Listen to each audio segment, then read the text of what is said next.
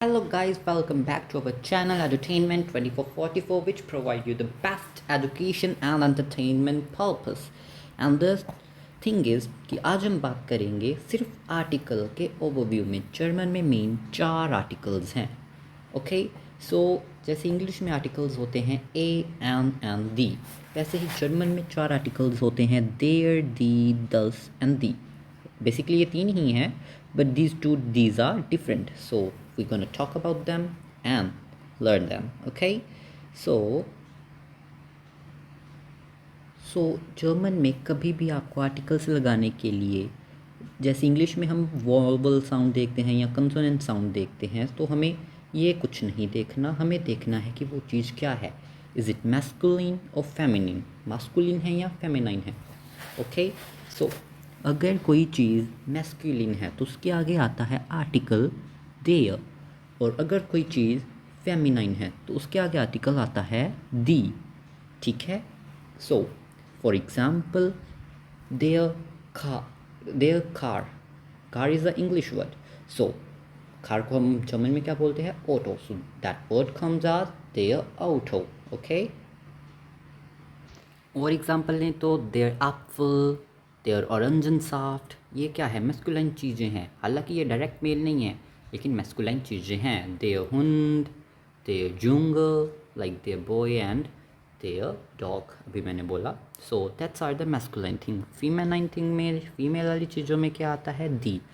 अब देखिए, जैसे दी श्वेस्टर, दी मुटर, और जितनी भी चीज़ें जो एक्चुअल में फीमेल नहीं है, like they are genderless, but we talk them in the sense of a feminine thing.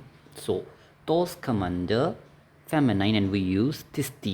Okay, then there are the things those are neither male or nor feminine. Okay, so those come under neutral, यानी neutral. सो उसमें हम आगे use करते हैं दस। Okay, सो उसका example क्या हो जाता है? जैसे कि उसका एग्ज़ाम्पल हम लें तो दस ब्रॉड, दस वासर, यानी कि दी ब्रेड, दी वाटर। अब ये क्या है? ना ही मेल की मैस्कुलिन थिंग्स हैं और ना ही फेमिनिन थिंग्स है। So these are neutral, so we use the article दिस। ओके, सो जो बाकी जितनी भी प्लूरल चीज़ें हैं, जो कि वर्ड है प्लूरल, उनके सामने आता है दी। Like there is one boy, so we gonna use देयर younger. लेकिन if there are more boys, then we gonna use the article the. So that the will be for the plural sense, not for the feminine. Okay, so एक basic सी trick है which is not 100% accurate, but it just give you an overview. Okay, सो उसमें क्या है overview आपको मिलने वाला कि जो मैस्कुलिन वाले वर्ड्स होंगे जर्मन के, उनके एंड में ज़्यादातर आपको मिलेगा ER, EN, IG, OR, east या इसमस।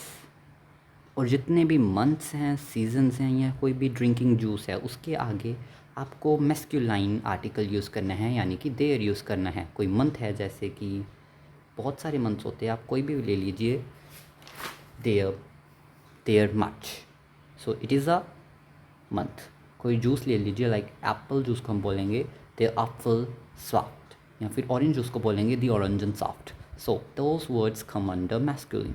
एंड जितने भी वर्ड इनसे एंड हो रहे हैं, there are the most probable chance they are masculine.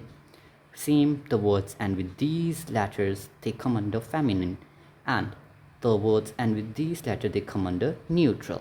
Okay, this is a trick which is 90% accurate, which isn't give you the guarantee that all words follow this. So it's just for the beginners, they can have an overview without confusing themselves in their the thus. Okay, so basically आप ऐसे ही याद कर सकते हैं। Then धीरे धीरे जब आप ज़्यादा वर्ड्स वो क्या पढ़ेंगे, then you gonna reminder that इसके साथ दस आ रहा है, इसके साथ देयर आ रहा है, and that will be much more easier for you. So I hope you enjoyed today's video. Please hit the bell icon and like and share and comment.